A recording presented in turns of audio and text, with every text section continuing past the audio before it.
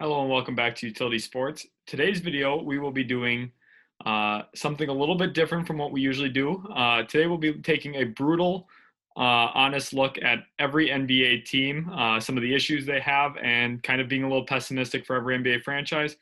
Just remember before we get into this, we're doing this for every franchise. It's nothing specific about your own team, so don't come into the comments mad about us. Obviously, some of these teams, some things will go differently than what we're saying right now today. But I think it's just kind of a little fun way to look at teams. So, for example, we'll jump into the Atlanta Hawks here. And to be brutally honest about the Atlanta Hawks, they'll never live down the Luka Doncic trade. I think that they'll regret this for the next 15 years or so. And even though they'll probably find some success with Trae Young as a great point guard, I think that the comparisons to the Dallas Mavericks and Luka Doncic will limit what their potential kind of is. Jumping into the Boston Celtics here, Austin, take it away. Yeah, so for the Boston Celtics, a lot of it comes down to the Gordon Hayward signing.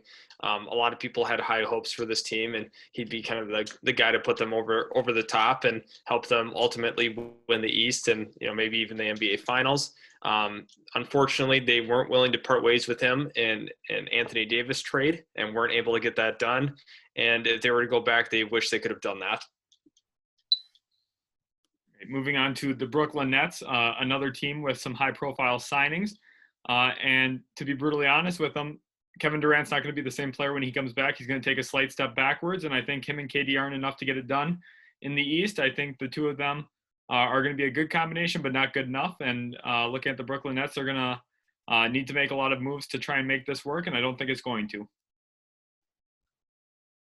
Moving into the Charlotte Hornets here for you, Austin. Yeah, so for the Charlotte Hornets, one thing that you have going for you is your jerseys and absolutely nothing else. Cody Zeller is brutal. His contract is, you can't even justify that. Your so-called young core is not actually a real true young core that will ever really do anything. You don't have a franchise cornerstone, and it's not looking good for the Charlotte Hornets.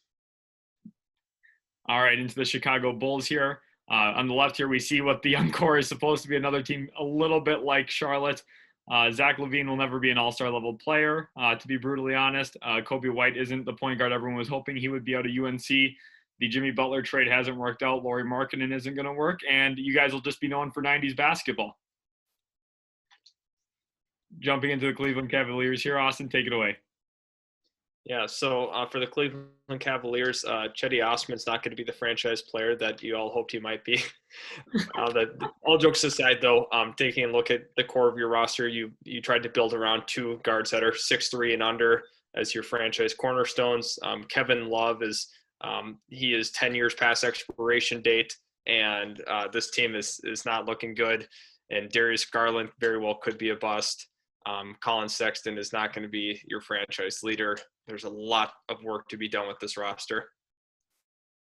All right, into my Dallas Mavericks here. This one is going to be a little bit hurtful to myself even, but to be brutal honest, the Dallas Mavericks will not land Giannis Antetokounmpo, and they'll have to settle for a mediocre third star for a player like Victor Oladipo or someone of the likes. And Luka Doncic will not really get the pieces around him. He needs to turn the Mavericks into a dynasty. Still possible they win a chip, but the possible dynasty won't happen, to be brutally honest.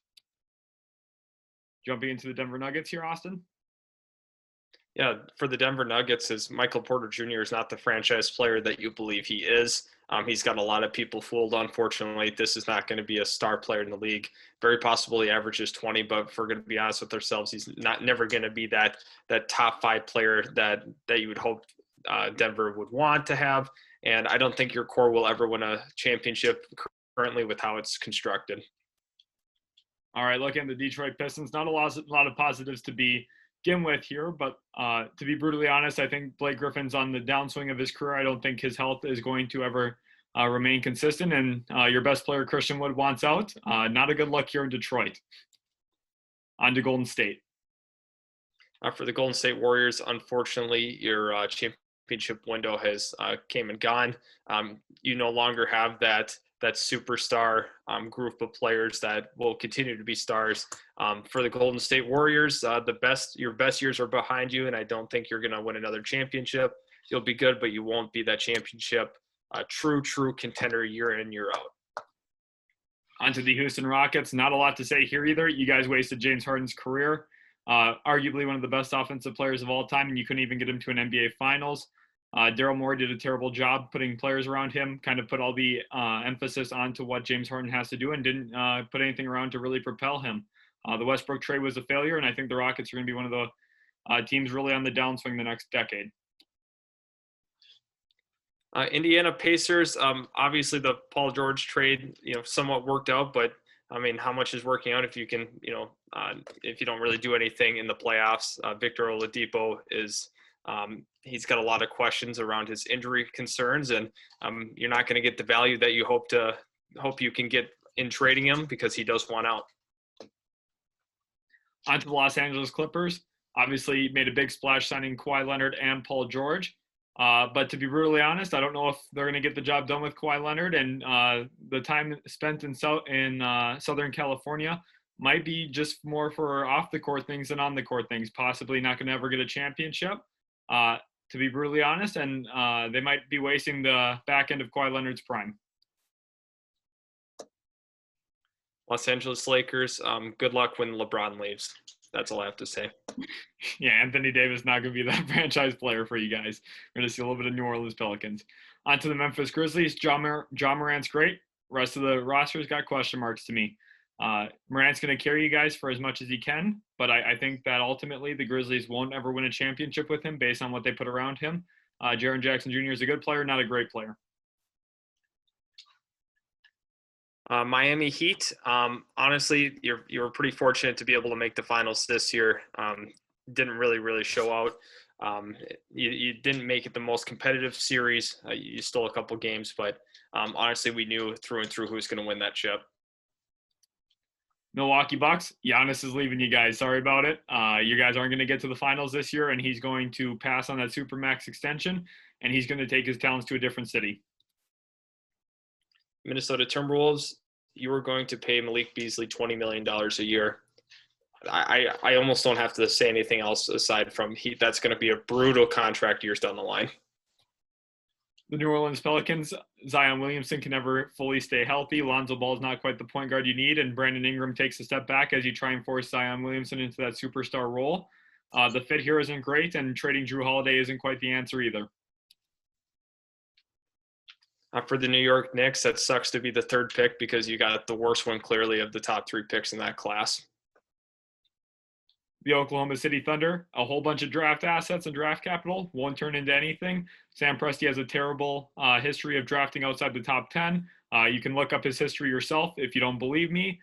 Players like Terrence Ferguson don't quite get the job done when you're grabbing them in the 20s. And I think Shai Gilgeous-Alexander was a good pull, but the rest of the trades won't really amount to a lot of anything else long-term for the Oklahoma City Thunder. Orlando Magic. To be brutally honest, you were the king of mediocrity. A seed is your middle name, and you will never be really more than the A seed with this core of players.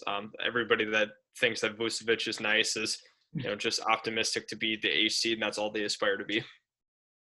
The Philadelphia 76ers won't be able to find an equitable trade for Ben Simmons and or Al Horford, and we'll have to run it back with these two with Joel Embiid for the next 4 years, along with Tobias Harris.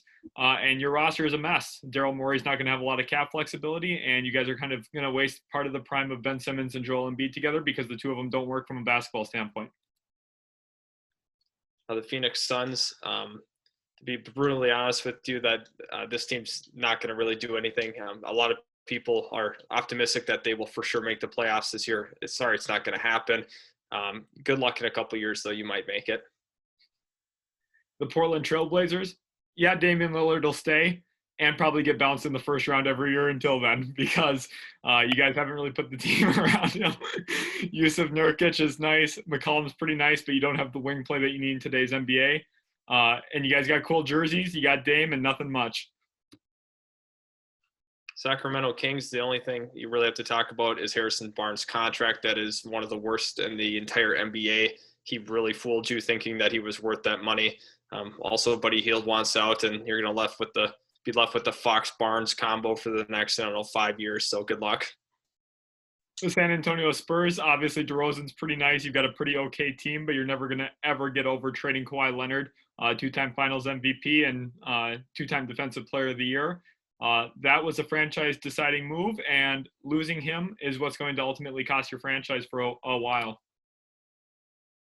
Toronto Raptors. When Kawhi Leonard left, we knew there was going to be a lot of question marks. And Pascal Siakam's not the player that you think he is. He has one move, and that's a spin move.